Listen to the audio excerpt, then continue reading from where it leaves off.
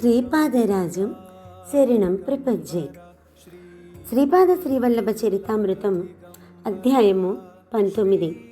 గురుచరణునితో సమాగమం.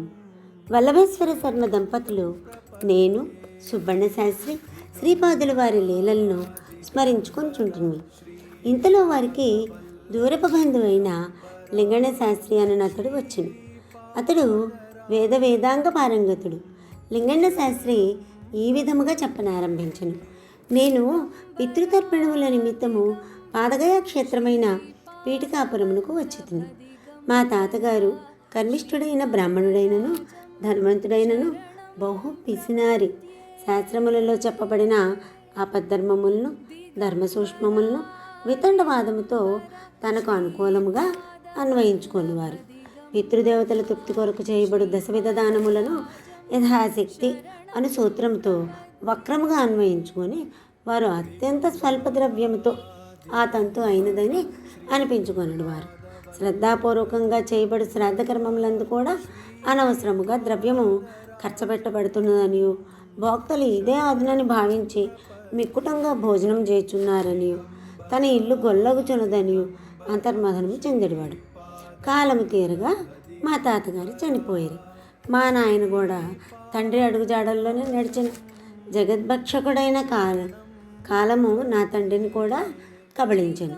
నేను మాత్రము శాస్త్రములో చెప్పబడిన రీతిగా నా శక్తికి తక్కువ కానీ ఎక్కువ కానీ కాకుండా యథాశక్తిగా పితృదేవతలకు సంబంధించిన తర్పణాదులను కావించుచుంటుంది. ఇంతటిలో మా ఇంటిలో అకారణ కలహములు చెలరేగి మనశ్శాంతి లేకుండేది. కారణములేమీ లేకుండగానే సజ్జకలహములు వచ్చుచుండెను.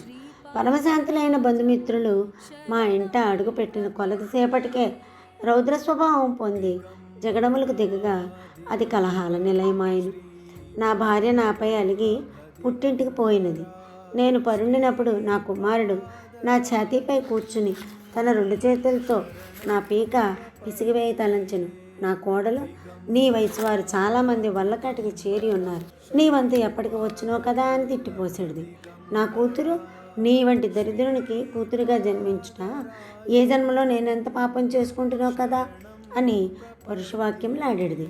నా అల్లుడు, మా ఇంటిలో సరి అయిన సేవకులే లేరే, దొక్కలా ఉన్నావు. మా ఇంటికి వచ్చి ఇల్లు వాకిలి ఊడ్చుట, గొడ్ల చావడిలో గోసేవ చేయుట, అవసరమైనప్పుడు బ్రాహ్మణార్థములకు పోయి తిలదానం పట్టుట మొదలైన పనులు చేయొచ్చు కదా. మేము పస్తులుండైనా నీకు బకాసుర భోజనం సిద్ధం చేయగలవారం. నీవే వంట వార్పు చేసి నీవు తినగా ఏమైనా మిగిలితే మాకు కూడా ఒక కబళం పెట్టవచ్చు కదా అని వ్యంగ్యోక్తులతో హింసించేవాడు. నాకు జీవితం కంటకప్రాయమైనది. ప్రతి జీవికిని జీవించుట యందు ఆసక్తి కలిగి జీవించుటలో మాధుర్యం ఉన్నదని తోచును.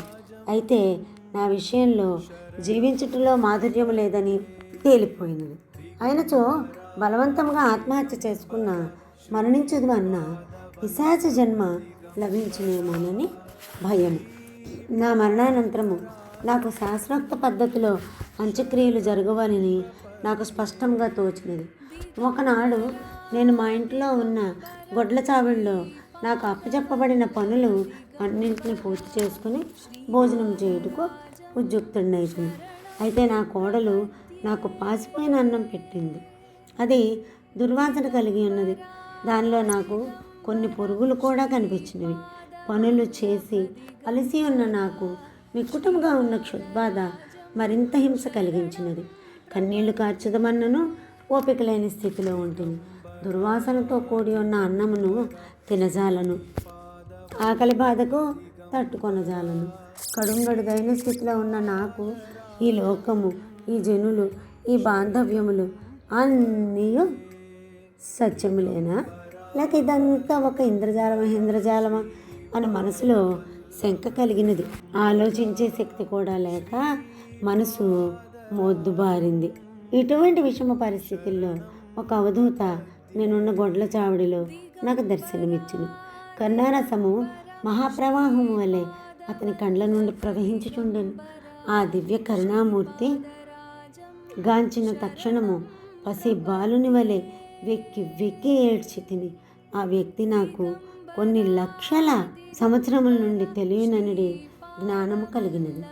నేను ఆ అవధూత దివ్యశ్రీ చరణములపై పడి ఆ దివ్యచరణములను నా గుండెలకు హత్తుకుంటుని. ఆ అవధూత తమ దివ్యహస్తములతో ఆ అన్నమును స్పృశించెను.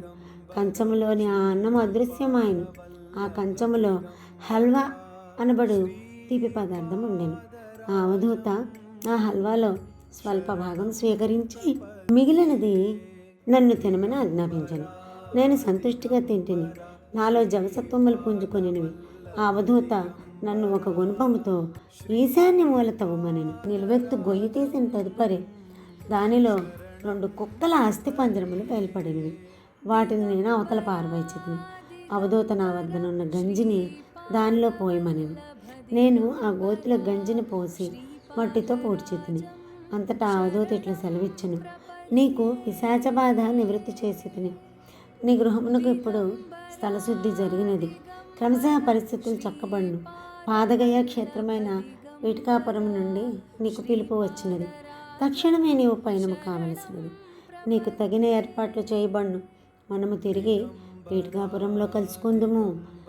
నేను కట్టుబట్టలతో పీఠికాపురమునకు పయనమైతిని. ఇంటిలోని వారెవ్వరికీ చెప్పకుండా తక్షణమే బయలుదేరుతుంది. నేను కొంత దూరం పోవసరికి సాయం సంధ్య సమీపించుచుండెను.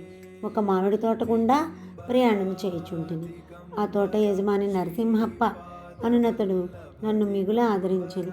భుజించుటకు మధురమైన ఫలములను సమర్పించెను. నా ఆకలి తీరినది.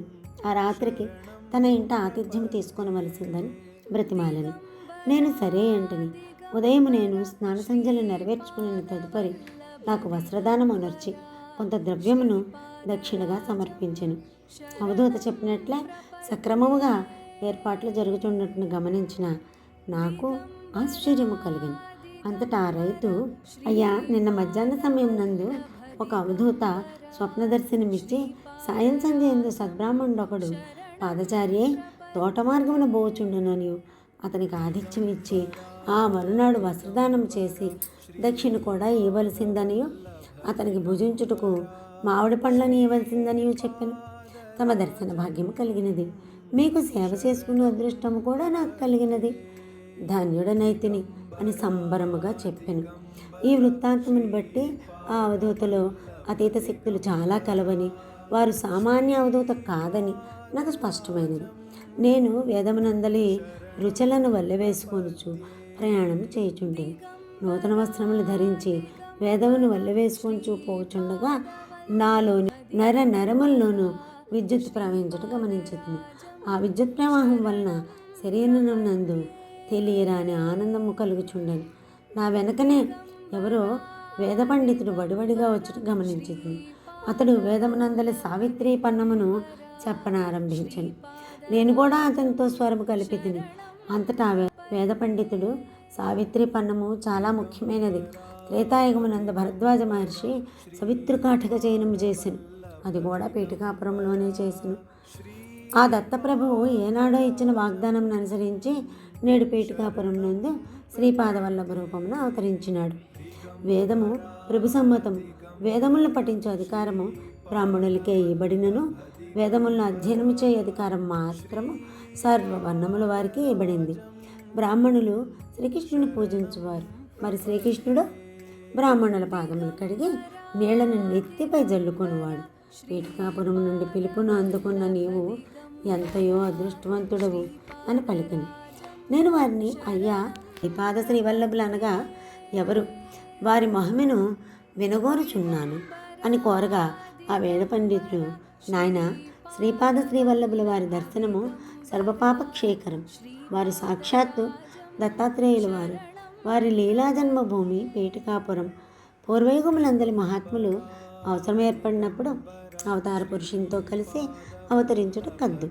పూర్వయుగం నందు సుశీల విష్ణుదత్తుడను పుణ్య దంపతులు ఉండేవారు. సుశీలయను మహాసాధ్వి తన సాధనా ప్రక్రియలో అనసూయామాతతో తాదాత్మ్య స్థితిని అందుతుండేది.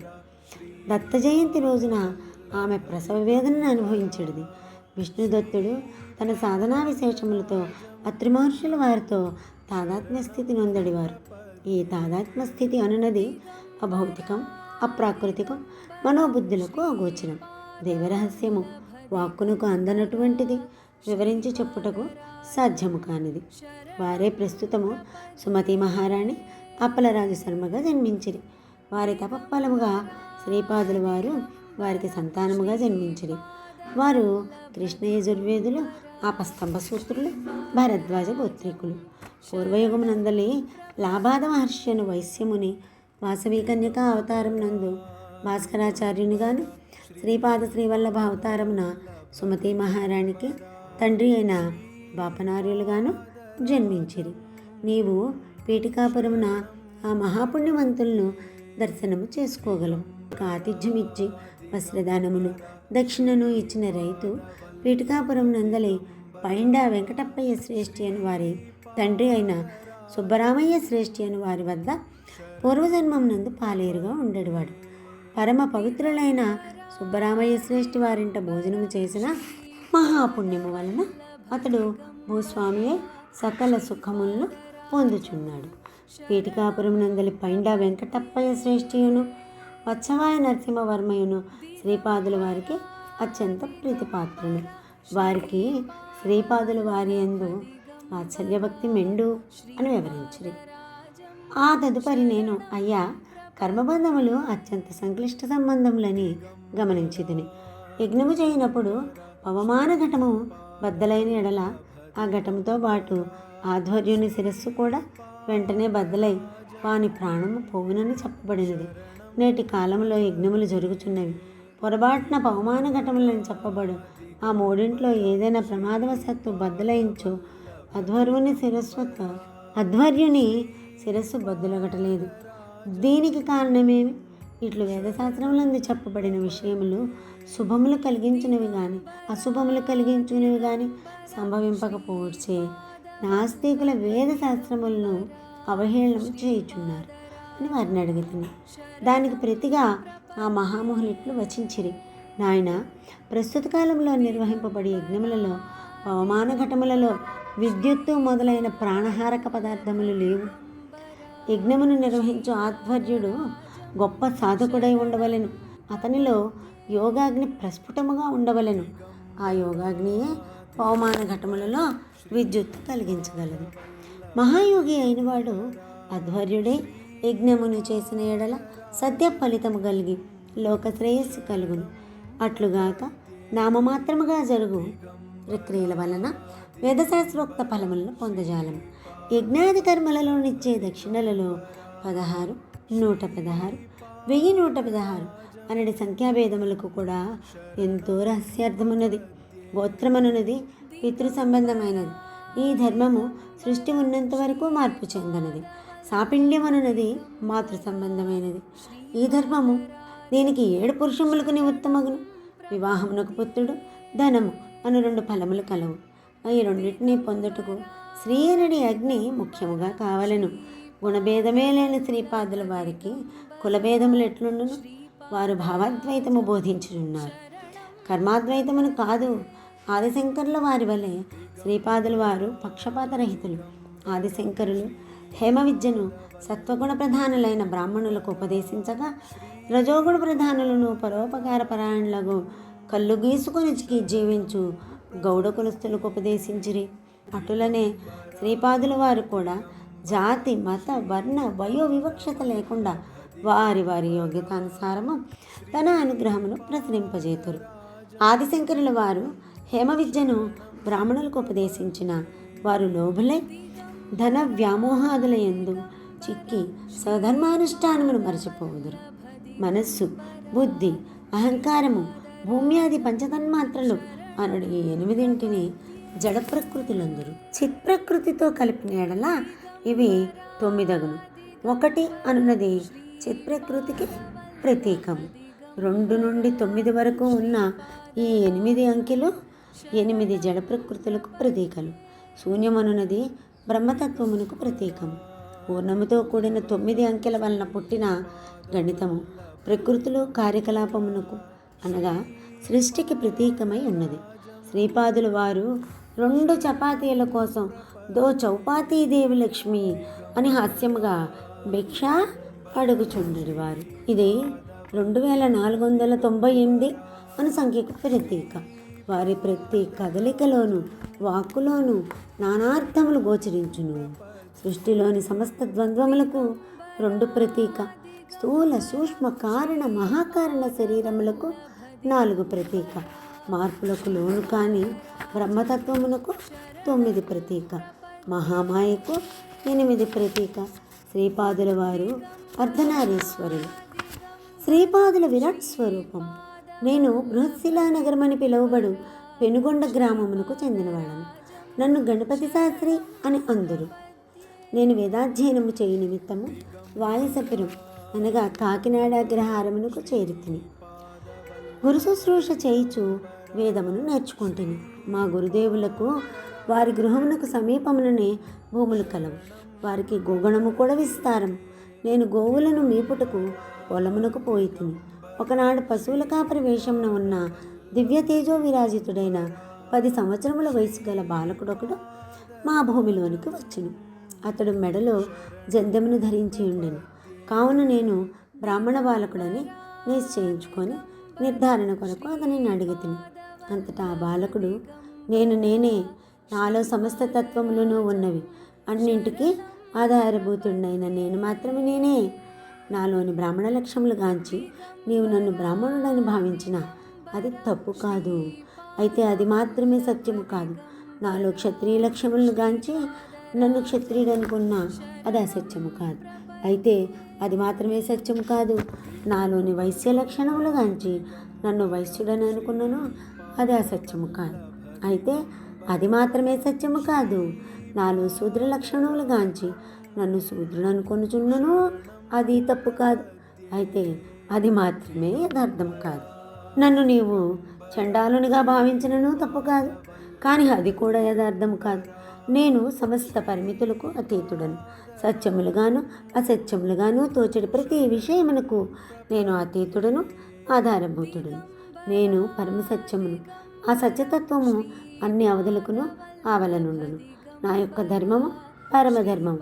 అది సమస్త ధర్మములకును అతీతం, ఆధారభూతము కూడాను. నాది పరమ ప్రేమతత్వము. సృష్టిలోని జీవులలో ఉండే ఆ సత్యతత్వము అన్ని అవధులకును ఆవలనున్నది. నా యొక్క ధర్మము పరమధర్మము. అది సమస్త ధర్మములకు అతీతము, ఆధారభూతము కూడాను. నాది పరమ ప్రేమతత్వము. సృష్టిలోని జీవులలో ఉండే ప్రేమతత్వములన్నిటికంటే సుదూరంలో ఉండును. అంతేకాకుండా వాటి అన్నింటికి ఆధారముగా ఉండును. నన్ను నీవు పురుషునిగా భావించిన స్త్రీ వలె ప్రవర్తించదును, స్త్రీగా భావించిన పురుషుని వలె ప్రవర్తించదును. నన్ను అర్ధనారీశ్వరుడు అనుకుందువా? ఆ 2 రూపములు వ్యక్తమొగటకు ముందున్న మనోవాచాము గోచరమైన దివ్యానంద తత్వమని రుజువు చేసేదను. ఇంత విలక్షణములతో కూడిన నన్ను ఏమని తెలుసుకోగలవు అని ప్రశ్నించాను. నాకు అతడు చెప్పినదంతయును మహోగ్ర జ్వరపీడితుని సంధి ప్రలాపం వల్ల తోచినది. పైత్యము మితిమీరినప్పుడు అవాక్కులు చవాక్కులు వచ్చునని తలంచితిని. నా మనోవస్థను గమనించుచున్న ఆ బాలుడు, నేను ఇప్పుడు శనీశ్వరునితో మాట్లాడుచుంటిని. ఆన శనీశ్వరుడు, నేను ఈ గణపతి శాస్త్రిని ఎంత చమత్కారంగా చిత్ర విచిత్రములైన బంధనములలో పడవేసి హింసించదనో ఆ వేడుకను తమరు వీక్షించిన మహాప్రభో అని నాతో అనుచున్నాడు. కానీ నేను గణపతి శాస్త్రి కల్మఫలమును గోక్షీర రూపంలో గ్రహించబోచున్నాను. ఇతనిని నీవు బంధములలో పడవేయజాలవని శనీశ్వరునితో అంటిని అని గణపతి శాస్త్రికి తెలిపాను. ఆ మాటలు విన్న వెంటనే నాలో కంపరము బయలుదేరింది. వాస్తవముకు ఆ సమయంలో నా జాతకములో చాలా చెడు దశ జరుగుచుండెను. నేను ఏమీ మాట్లాడలేని స్థితిలో ఉండగానే ఆ పశువుల కాపరి ఒక ఆవుద్దనకు పోయి, గాయత్రి, నాకు ఆకలిగా ఉన్నది, పాలివ్వగలవా అని ప్రశ్నించాను. ఆ గోమాత అవునని సూచించు అర్థంలో తన తలను తిప్పాను. దాని పొదుగు పాలతో నిండి క్షీరధారలు భూమిపై పడుచుండెను. ఆ పశువుల కాపరి తృప్తిగా ఆ పాలను తాగను. వాస్తవమునకు అది గొడ్డు ఆవు అయినను ఆ పశువుల కాపరికి పాలిచ్చెను. ఇది అంతైను నాకు అయోమయముగా ఉండెను. ఆ పశువుల కాపరి తృప్తిగా అతడు ఉన్న ఒక మామిడి చెట్టు కింద కూర్చుండెను. నేను తిరిగి అతని వైపు యాదృచ్ఛికంగా చూడగా ఆ పశువుల కాపరితో పాటు ఎవరో 10 ఏండ్ల రైతు బాలిక వేషంలో ఉన్న కన్య కూడా ఉండెను. చూపురులకు వారిరువురు నయనాందకరముగా కనిపించిరి. వారి సరసల్లాపములు, వినోదభరితములైన సరస సంభాషణలు చూడచక్కని జంటగా కనిపించెను. ఇంతలో పైండా వెంకటప్పయ్య శ్రేష్ఠి గారు తమ గుర్రపు బండి నుండి దిగిరి. వారితో పాటు 10 సంవత్సరముల వయసు కలిగిన తేజోభిరాజితుడైన బాలకుడు ఒకడుండెను. అతడే శ్రీపాద శ్రీవల్లభ స్వామి అని ఆ తర్వాత తెలుసుకుంటుని. మా గురుదేవులకు ఈ భూమిని వెంకటప్పయ్య శ్రేష్ఠి గారు తమ తండ్రి గారి స్మృత్యర్థము భూదానముగా ఇచ్చి ఉంటిరి. ఈ భూమిని ఆనుకుని శ్రేష్ఠి వారికి విస్తారమైన భూములు కలవు. తమ భూములను పర్యవేక్షించుకునే నిమిత్తము శ్రేష్ఠి గారు ఎప్పుడైనా వీటికాపురము నుండి వాయసపురాగ్రహారమునకు వచ్చుచుందురు. శ్రేష్ఠి గారు పశువుల కాపరిని, అతనితో ఉన్న రైతు బాలికని చూచి ఆశ్చర్యచకితులైరి. ఏలనన వారు మహా తేజోవంతులొకటియే కాక కొంచెము మార్పు చేర్పులతో శ్రీపాదుల వారిని పోలి ఉండిరి. అంతటి శ్రీపాదుల వారు, తాత ఎందులకు అంత సంభ్రమాశ్చర్యచకితుడిపోయినావు అని అడిగిరి. దానికి వారు, నాయన వారిరువురిని చూడుము, నయనానందకర దృశ్యం అనిరి. అంతటి శ్రీపాదుల వారు, చూచెటివాడు చూడబడిన దృశ్యము ఒక్కటేనా అని అడిగిరి. దానికి శ్రేష్ఠి గారు, అంతటి వేదాంత విషయములు నాకు తెలియవు బంగారు తండ్రి అని గోముగా పలికిరి. శ్రీపాదుల వారు, తాత ఇందులో వేదాంతం ఏమున్నది? శ్రీహరి కూడా పరిమితులు లేని తన మాయాగతిని చూచి ఆశ్చర్యచకితుడైనాడట. ఈ సృష్టి నవరసభరితం, ఆశ్చర్యకరమైన దృశ్యములు కల్పింపబడట కూడా సృష్టిలోని ఒక నియమము. అచ్చట రెండుగా ఉన్నది, ఇచ్చట ఒకటిగా ఉన్నది. ద్వైతం యథార్థమా, అద్వైతం యథార్థమా? నేను ఒకటా రెండా లేక అనేకమా? ఆలోచించి చెప్పు. శ్రేష్ఠి గారికి శ్రీపాదుల ఈ మాటలతో పశువుల కాపరియు ఆ రైతు బాలికయు కూడా శ్రీపాదుల వారి కాయ సృష్టి కానీ కాదు కదా అని సందేహము కలిగినది. శ్రేష్ఠి గారి చెప్పుకొని పట్టుకొని శ్రీపాదులు ఇట్లనిరి, తాత సందేహమెందులకు? మీ వంశంలోని వారు నన్ను మరువనంత వరకు నేనును నా శక్తియును అదృశ్య రూపమున మీ భూములలో సంచరించువారమే. మీ ఇంట్లో నా అడుగుల చప్పుడు సాధకులైన వారికి తప్పక అనుభవం అయ్యే విషయమే. అనగాదేవి సమేతుడైన ఆ అనగుడు శ్రీ దత్తాత్రేయుడు తన అర్ధనారీశ్వర స్వరూపము దృష్టిగోచరము కాకుండా అవధూత రూపమున శ్రీపాద శ్రీవల్లభ రూపమున నీ సమక్షములోనే ఉన్నాడు. సందేహము వలదు. నేను సుమతిమాయికి ప్రప్రథముగా దర్శనమిచ్చినప్పుడు, నేను పుత్రునై జన్మించినప్పుడు వివాహ ప్రయత్నము చేయవద్దనియో, ఆ రకముగా ప్రయత్నము చేసినచో ఇల్లు వదిలి వెళ్ళిపోట ఖాయమనియో నిశ్చయముగా చెప్పి తిని, నీవు ఆదర్శివి గనుక నిష్కల్మష భక్తి పాశముతో నన్ను బందీగా చేసేటివి గనుక అనగా సమేతమైన అనగ స్వరూపమును నీకు దృష్టి గోచరము గావించి తిని. శ్రీపాదుల వారి సన్నిధిలో కారణము లేని కార్యము జరగజాలదు. సృష్టి విధానము చిత్ర విచిత్రమైనది. కర్మములు వాటి ఫలితములు అవి సంభవించు దేశకాలములు నాచే నిర్ణయించబడినవి. మూఢులైన జనులకు నా చర్యల ద్వారా, లీలల ద్వారా, మహిమల ద్వారా జ్ఞానబోధ చేయుట నా అవతార కార్యక్రమంలో ఒక భాగం. శ్రీపాదుల వారు ఈ ప్రకారముగా పలికి మేము చూచుండగానే కాంతి స్వరూపమును పొంది మామిడి చెట్టు వైపుకు వెడలిరి. చూచుండగానే రైతు బాలికయు పశువుల కాపరియు కాంతి స్వరూపము పొంది శ్రీపాదుల వారిలో లీనమైరి. కాలము గాని కాలములో మామిడి చెట్టునకు కాయలు కాయుట అసంభవమైన విషయం. కానీ ఆ మామిడి చెట్టునకు ఒకే కాయ కాసెను. దానిని శ్రీపాదుల వారు కోసిరి. వారి హస్తస్పర్శ ఎట్టుదో గాని అది చూచుచుండగానే పండుగ మారినది.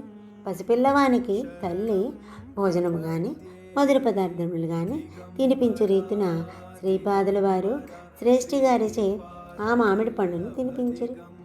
ఆ మామిడి పండు తినినంత వరకును శ్రేష్ఠి గారి పసిబాలుని వలె ఏడ్చుచుండరు. శ్రీపాదుల వారి మాతృప్రేమ 1000 తల్లుల ప్రేమ కంటే గొప్పది. వారి దివ్యనేత్రముల నుండి కారుణ్యము, ప్రేమ వర్షించినప్పుడు వారు సాక్షాత్తు త్రిశక్తి స్వరూపిణి అయిన అనగా మాతయ్యే అనిపించెదరు. ఆ మామిడి పండు యొక్క టెంక శ్రీపాదుల వారి సముఖములో నీట నిలువుగా నిలబడి ప్రభువు యొక్క ఆజ్ఞ కోసం వేచి ఉండు సేవకుని వలె ఉన్నది. శ్రీపాదుల వారి హస్తసంజ్ఞతో అది పైకెగిరినది. అది మామిడి టెంక రూపమును ఉన్నను కేవలం కాంతి స్వరూపముగా మారిపోయినది. శ్రీపాదులు ఇట్లనిరి, విత్తు ముందా చెట్టు ముందా అని కొంతమంది వితండవాదము చేయుచుందురు. ఈ రెండింటికంటేనూ ముందున్నవాడు ఒకడున్నాడు, అతడే దైవము. తన సంకల్పమును బట్టి విత్తనము నుండి చెట్టును గాని చెట్టు నుండి విత్తనమును గాని ఆవిర్భింపజేయగలడు. అమోఘమైన అతని సంకల్పము సప్తర్షులకు సైతము ఊహింపనలవి కానిది. మాలిన్యముతో కూడిన పరమాత్మ జీవుడని పిలువబడుచున్నాడు. మాలిన్యరహితుడైన జీవుడు పరమాత్మ ఆగుచున్నాడు. జీవాత్మ పరమాత్మలో లీనమైనప్పుడు అతని సంస్కారములన్నీ వేయించబడిన విత్తనముల వలె ఉండును. అయితే పరమాత్మకు సంకల్పము కలిగి తనలో విలీనమైన జీవాత్మను తిరిగి సృష్టి చక్రములోనికి తీసుకురాదలిచిన అతనిని అడ్డుకొనగలుగు శక్తి లేదు. అయితే తనలో లీనమైన జీవులను సృష్టిలోనికి తీసుకువచ్చినప్పుడు వారు కారణజన్ములై దైవకార్యమును నిర్వహించరు. జన్మాంతరమున వారు తిరిగి పరమాత్మయందు లీనమగుదురు. పరమాత్మయందు లీనము కాక అత్యంత సామీప్యమును ఉండదలిచిన జీవులు ఆ ఆనందమయ స్థితిలోనే ఉండదలిచెదరు. అట్టి వారిని కూడా పరమాత్మ దైవకార్య నిర్వహణార్థము కారణజన్ములుగా జన్మింపజేయును. జన్మాంతమున వారు పరమాత్మ యందు లీనముగాక అత్యంత సామీప్య స్థితి ఎందే ఉండి దివ్యానందమును అనుభవించెదరు. జీవాత్మ వేరు పరమాత్మ వేరు అని స్థితిలో ఉండగోరు జీవులు కారణజన్ములై దైవకార్యమును నిర్వహించిన తదుపరి తిరిగి పూర్వస్థితిలోనే జన్మాంతమున ఉండేదరు. ద్వైత స్థితి కానీ విశిష్టాద్వైత స్థితి కానీ అద్వైత స్థితి కానీ జీవుల యొక్క కోరిక మేరకు ప్రసాదింపబడును. అందువలన జనులు అద్వైతము గొప్పదా విశిష్టాద్వైతము గొప్పదా ద్వైతము గొప్పదా అని వాదులాడుట తగదు. సృష్టి స్థితి లయములు అనుక్షణము జరుగుచునేయుండును.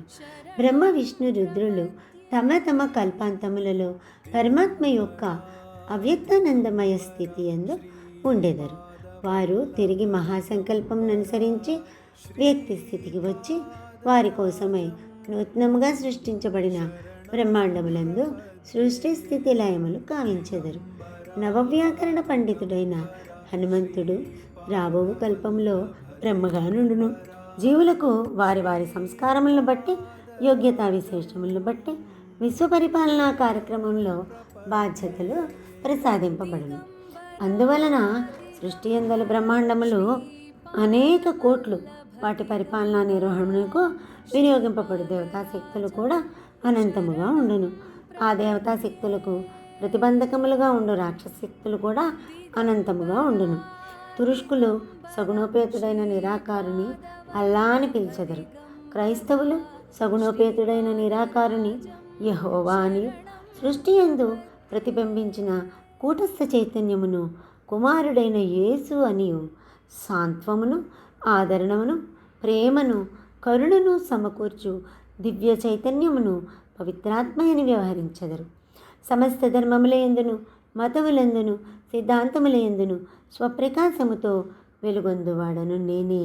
ఆయా జీవుల అభీష్టములను బట్టి అభిరుచులను బట్టి వారు అనుసరించు మార్గములను బట్టి ఆయా స్థితులను బట్టి భిన్న భిన్న తత్వములతో తోచువాడను నేనే. నేను సర్వతంత్ర స్వతంత్రుడను కనుక సాధ్యాసాధ్యములు లేనివాడను గనుక నాకు నిర్దిష్టమైన విధానమైనది ఏదీ లేదు. సమస్త దేవీ దేవతా స్వరూపములలోనూ అంతర్నిహితముగా జాజ్వల్యమానముగా ప్రకాశించువాడను నేనే కనుక ఆయా స్వరూపముల ద్వారా పూజలను స్తోత్రములను అందుకొనివాడను నేనే. అందరినీ అనుగ్రహించువాడను నేనే. కలిపురుషుని మాయ అంతమైన వెంటనే సర్వమతముల సారమైన సనాతన ధర్మమే నా స్వరూపమనడి జ్ఞానము ఉదయించును. సాధకుడు బహిర్యాగము ద్వారానైనను అంతర్యాగము ద్వారానైనను నన్ను పొందవచ్చును. సాధకుడు బహిర్ముఖుడైనను అంతర్ముఖుడైనను సదా నేను వానిని కనిపెట్టుకుని ఉండువాడను. ప్రేమతో పలకరించువాడను నేనే. వేదములో కూడా సత్యం జ్ఞానమనంతం బ్రహ్మమని చెప్పబడినది. నేనే సత్యజ్ఞానానంత బ్రహ్మస్వరూపమును. నాస్తికునకు దేవుడు లేడని ప్రబోధించువాడను నేనే. ఆస్తికునకు దేవుడు ఉన్నాడని హెచ్చరిక చేయువాడను నేనే. సమస్త గురుస్వరూపమును నేనే. సత్యలోకము, సత్యనామము, గోలోకము, మహాశూన్యము మొదలైన సమస్త సాధనా స్థితులలోనూ స్వయం ప్రకాశముతో వెలుగొందువాడను నేనే. ఎవరైతే వినిర్మల భక్తితో నన్ను ఆరాధించదరో సర్వ భారములను నా పైన వేసి సర్వస్వ శరణాగతి పొందుదురో అట్టి వారి యోగక్షేమములను నేను సదా కనిపెట్టి ఉండువాడను. నేను శ్రీపాదుడును, శ్రీవల్లభుడను. తాత, ఆనాటి అత్యంత ప్రాచీనమైన యుగము నాటి అత్రి అనసూయానందనుడే ఈనాటి శ్రీపాద శ్రీవల్లభుడు. భరద్వాజ ఋషికిచ్చిన వాగ్దానమును బట్టి పీఠికాపురమున అవతరింపవలసి వచ్చినది. శ్రీ పైండా వెంకటప్పయ్య శ్రేష్ఠి కనుల వెంబడి ధారాపాతముగా ఆనందాశ్రవులు రాలచుండెను. వారు శ్రీపాదులు వారిని గాఢముగా ఆలింగనము చేసుకొనిరి. వారు అనుభవించిన తన్మయత్వము వర్ణనకు అందనిది, వాక్కులతో తెలియజేయలేనంతటిది. కొంతసేపైన తరువాత శ్రేష్ఠి గారిట్లనిరి, నాయన బంగారు తండ్రి, మా వంశము పైన నీ అనుగ్రహం ఉండని, మా గోత్రము పైన నీ అనుగ్రహం ఉండని, మా ఆర్యవైశ్యకులము పైన నీ అనుగ్రహం ఉండని అని కోరగా శ్రీపాదులు ఇట్లనిరి, తాత తథాస్తు. బ్రాహ్మణునకు 1 వరము కోరుకునే అధికారం కలదు. క్షత్రియునకు 2 వరములు, వైశ్యునకు 3 వరములు, శూద్రునకు 4 వరములు కోరుకును అధికారమున్నది.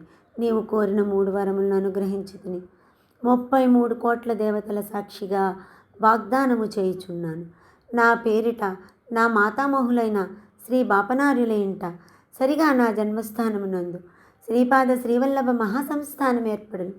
నీ నుండి 33వ తరము నడుచుచుండగా, శ్రీ బాపనార్యుల నుండి 33వ తరము నడుచుచుండగా, శ్రీ నరసింహవర్మ నుండి 33వ తరము నడుచుచుండగా, నీ వంశంలోని 33వ తరము వ్యక్తిని నిమిత్త మాత్రునిగా చేసి నా సంస్థానమును నేనే ఏర్పాటు చేసుకుందును. మీ వంశ మూల పురుషుడైన మార్కండేయ మహర్షిని ఆదేశించుచున్నాను. మార్కండేయ మహర్షి ప్రతి గురువారము మధ్యాహ్న సమయంలో ఏదో ఒక రూపంలో నాకు నైవేద్యం ఇవ్వబడి పదార్థములో ఎంతో కొంత భాగం స్వీకరించుగాక.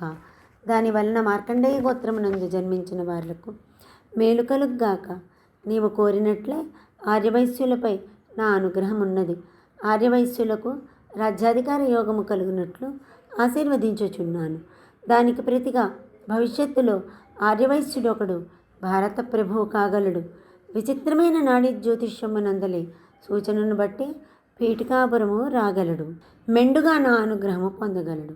ఆ తరువాత నేపాళ దేశము నుండి భక్తజనులు అసంఖ్యాకముగా పీఠికాపురమున నా దర్శనార్థము రాగలరు.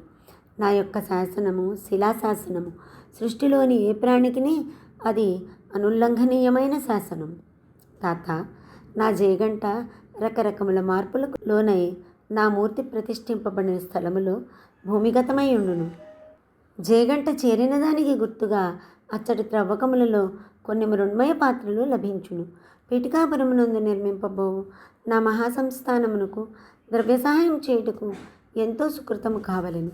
ఏదో ఒక జన్మలో ఆర్యవైశ్య కులమునందు జన్మించి పీఠికాపురములో ఏదో ఒక సంబంధం కల వ్యక్తి నుండి మాత్రమే ద్రవ్య సహాయం సమకూరును. అవిశ్వాసులు, మూఢులు, పాండిత్య జనితాహంకారులు ప్రతి దానికి నీ ప్రమాణమును కోరెదరు. నా చరిత్ర పారాయణము చేసిన అభీష్ట సిద్ధి కలుగును. పీఠికాపురంలోని నా సంస్థానముకు సంబంధించిన ఏ సత్కార్యములో పాల్గొనినను ప్రతిబంధకములు తొలగును. పీఠికాపురములో నా జన్మ నక్షత్రమైన చిత్తా నక్షత్రము నాడు నన్ను శ్రద్ధతో అర్చించిన రుణబాధలు తీరును. కన్యలకు యొగ్గులైన వరులతో వివాహం జరుగును. భూత ప్రేత పిశాచాది అదృశ్య శక్తుల బాధ తొలగును. శ్రావణ శుద్ధ పౌర్ణమి నాడు శ్రీ వాసవి కన్యక నాకు రక్షాబంధనము కట్టు దివసము. ఆనాడు పీఠికాపురములో నా సన్నిధిలో ఉండు వారులకు చిత్రగుప్తుడు మహాపుణ్యము లిఖించును. నేను స్వతప్రమాణము, నా చరిత్ర స్వతప్రమాణము, నా లీలలు స్వతప్రమాణము. సూర్యుడని తెలుపుటకు వేరే ప్రమాణమేలా? శ్రీపాదుల వారి లీలలు అనితర సాధ్యములు. ఆ మరునాడు నేను వల్లభేశ్వర శర్మ దంపతులు, సుబ్బಣ್ణ శాస్త్రి, లింగಣ್ణ శాస్త్రి శ్రీపాదుల వారి దర్శనార్థము కురుంగడ్డకు వెడలితిమి. శ్రీపాదుల వారు మమ్మెంతగానో ఆశీర్వదించిరి. చిరునవ్వుతో ఇట్లనిరి, ఆహా, ఏమి చర్చలు, ఏమి చర్చలు! శ్రీపాద శ్రీవల్లభ మహాసంస్థానం ఏర్పడుటకు చాలా కాలము గడువవలను కదా.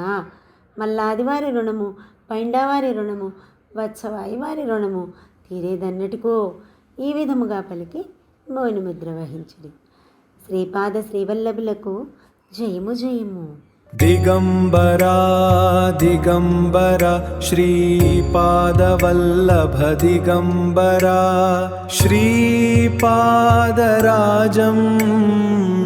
శరణం ప్రపద్యే.